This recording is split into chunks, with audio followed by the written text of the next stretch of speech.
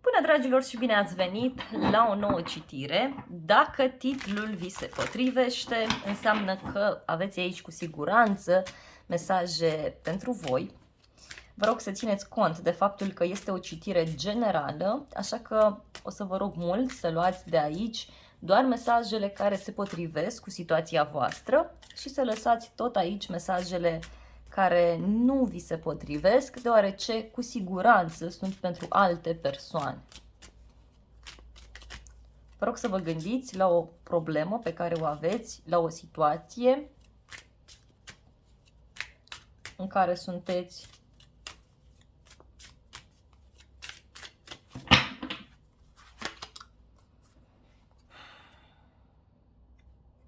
Unii vă simțiți la pământ.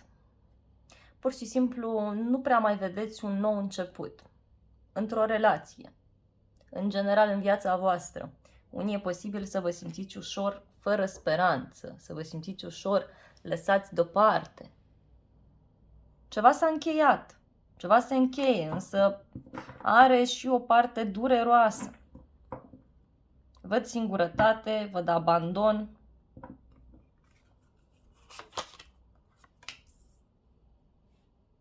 Și parcă așteptați să vină cineva să vă salveze, parcă așteptați să se întâmple o minune.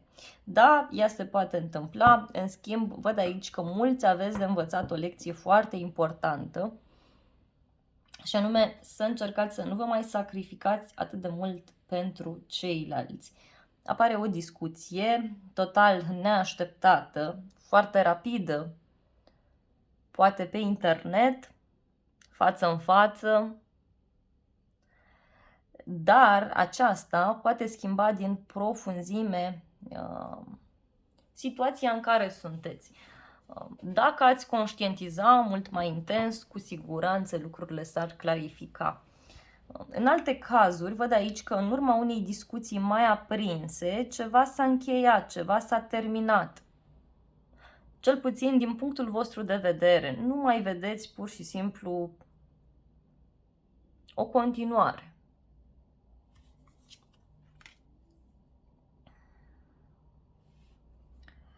Văd aici un suflet pereche care vă face o surpriză sau care v-a făcut o surpriză.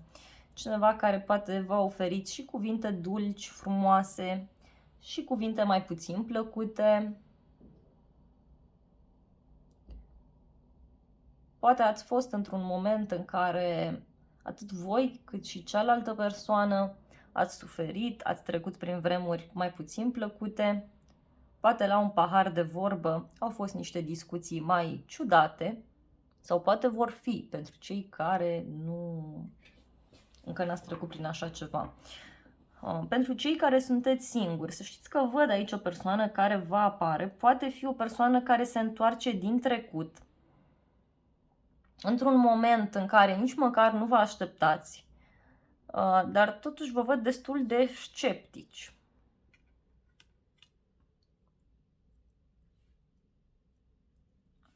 Văd aici o activitate nouă pe care o puteți face și care ține de pasiunea voastră, care ține de modul vostru de a vă manifesta, modul vostru de a acționa, de ce nu? Poate discutăm de o persoană mai tânără care se întoarce sau nu știu, cu care o să vă vedeți, ori e vorba de o persoană mai copilăroasă. O persoană care acționează într-un mod copilăresc, într-un mod diferit.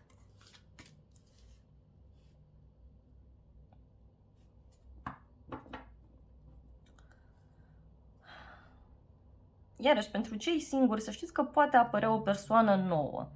O persoană extrem de plăcută, foarte plină de viață, poate acționa într-un mod mai copilăresc sau chiar poate fi mai tânără.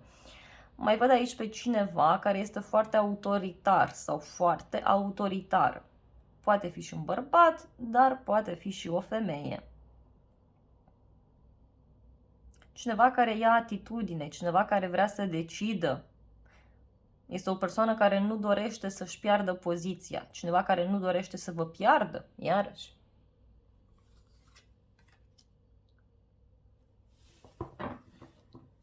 Dacă v-ați dorit vreo familie sau v-ați dorit ceva stabil, mai serios, împreună cu cineva, văd că ori vi s-a luat de această persoană, adică nu mai aveți emoții, nu mai vedeți pur și simplu o continuare a relației, nu mai vedeți următorul moment, să știți că ceea ce v-a deranjat se termină, în schimb nu știu cât de dispuși o să mai fiți voi să mai reluați această poveste. În unele cazuri, în cazurile în care voi considerați că relația mai poate funcționa și știți că încă mai aveți o legătură, atunci da, văd că lucrurile se pot închega mai mult, însă vă văd într-o poziție în care vă respectați foarte mult, aveți grijă de voi și atunci nu prea vă mai pasă atât de mult. O declarație de dragoste, niște cuvinte pe care cineva vi le spune, pe total neașteptate, parcă sunt discuții aprinse, apoi iar e cu iubire, iar e cu ceartă.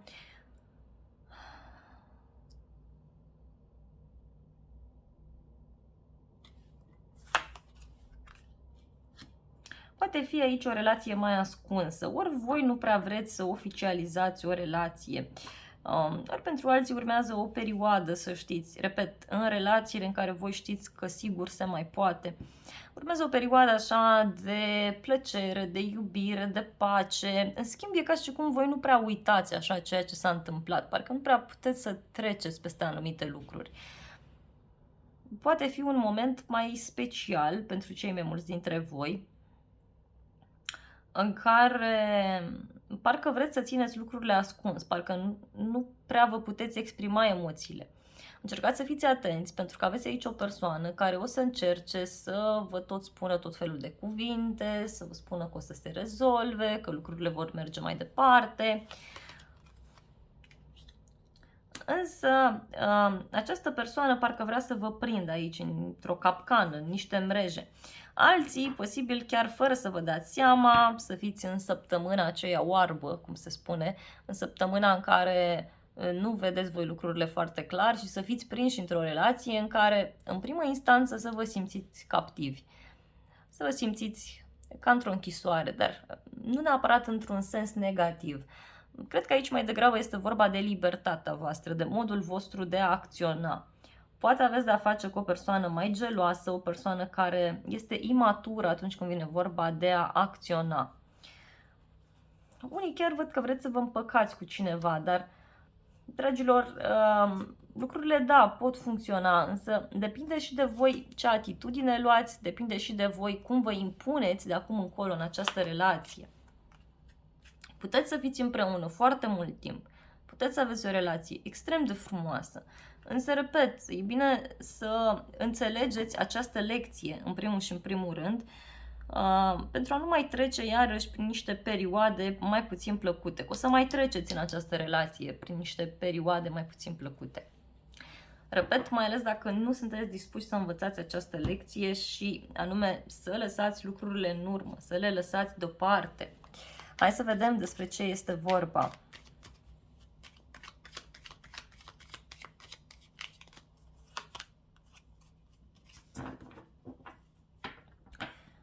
Poate e bine să cereți de acum încolo cel puțin dovezi palpabile din partea celeilalte persoane. În alte cazuri, totuși, văd aici o persoană nouă, așa cum v-am spus. Ceva nou care se naște în mintea voastră, o ofertă nouă. Pentru cei care știți sigur că nu se mai poate nimic în relația în care sunteți, apare o nouă persoană, e adevărat, dar în același timp să știți că aveți ocazia să vă reinventați din punct de vedere profesional. Într-o situație care ține de un drum, de o străinătate, de internet, de distanțe mari.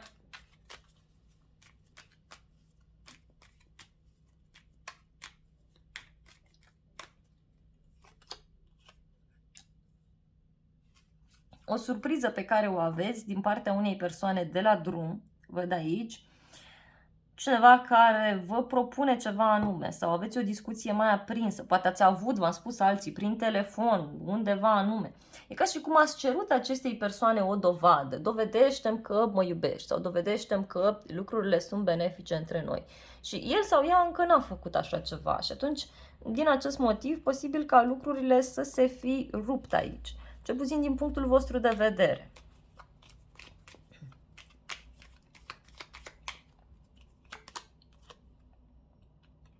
Relația, să știți că va avea parte de o transformare extrem de profundă, extrem de mare, iarăși. Dar pentru alții văd aici că ori avansați pe zona locului de muncă, ori aveți parte de o schimbare mare din acest punct de vedere și de acolo lucrurile se schimbă. În alte cazuri, poate persoana de lângă are de rezolvat, are de încheiat ceva. Și din acel moment să știți că lucrurile, da, se schimbă mult în viața voastră, se schimbă mult în această relație. Hai să vedem cum.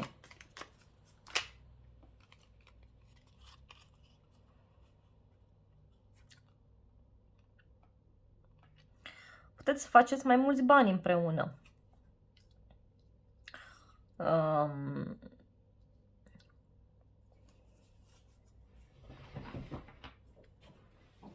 Dar pentru alții e ca și cum această persoană, da, poate avea o problemă care ține de zona banilor.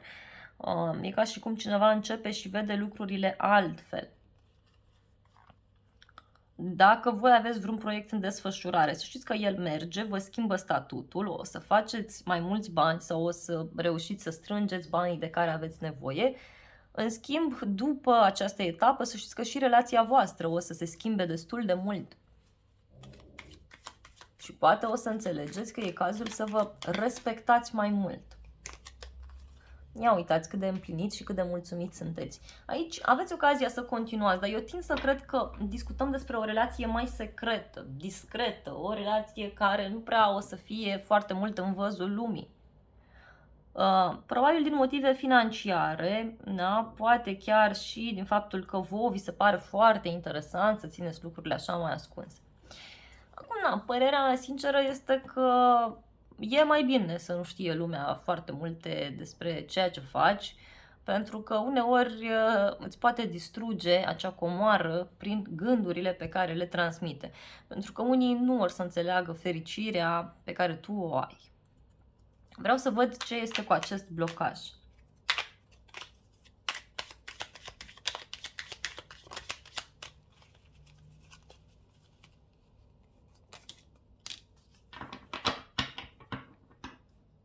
Da.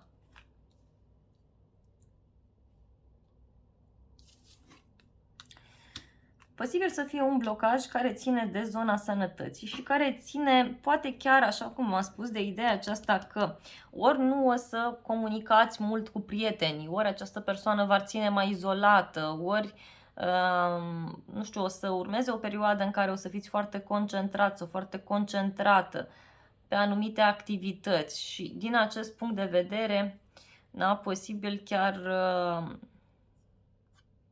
să urmeze o perioadă, știu eu, în care să așteptați ceva, nu știu, un copil, e o perioadă așa de izolare, de stagnare, dar în care o să vă crească mult mai mult curiozitatea și poate și aici o să aveți tot felul de conștientizări.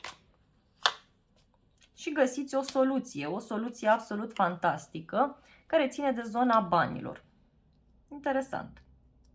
Poate ați mai trecut prin așa ceva și poate o să mai treceți. Ceva ce ține de niște instituții, de niște activități noi, de drumuri. Și în final v-am spus eu că această relație poate dura mult și bine. Să vedem cum. Într-un mod mai pusnic, mai retras. Deci tot se repetă acest mesaj. Poate e în legătură cu o persoană mai în vârstă. Poate o să aveți tot felul de discuții în contradictoriu cu această persoană, dar într-un mod frumos, într-un mod liniștit. Ori relația continuă la distanță, ori chiar dacă sunteți fizic împreună, aici lucrurile sunt destul de interesante. Poate, nu știu, eu simt că e cineva care totuși vă poate învăța mult mai multe despre planul acesta fizic față de cum vă imaginați voi. Iar pentru cei care vă doriți o împăcare, da, ar fi șanse. Zodiile pe care le văd aici și sunt foarte intens aspectate, dar, repet, nu este neapărat să aveți o legătură cu semnele zodiacale respective. Berbec, Scorpion, Fecioară, Săgetător, Rac,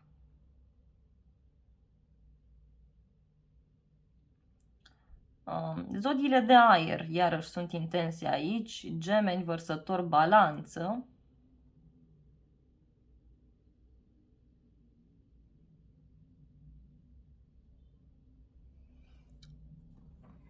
și zodiile de apă, Rac, Scorpion, Pești. Da. Bun, dragilor, aceasta a fost citirea voastră. Eu vă mulțumesc frumos pentru vizionare, vă iubesc, vă îmbrățișez cu drag pe toți, să aveți parte de o zi sau de o seară binecuvântată și să ne revedem cu bine și la alte citiri.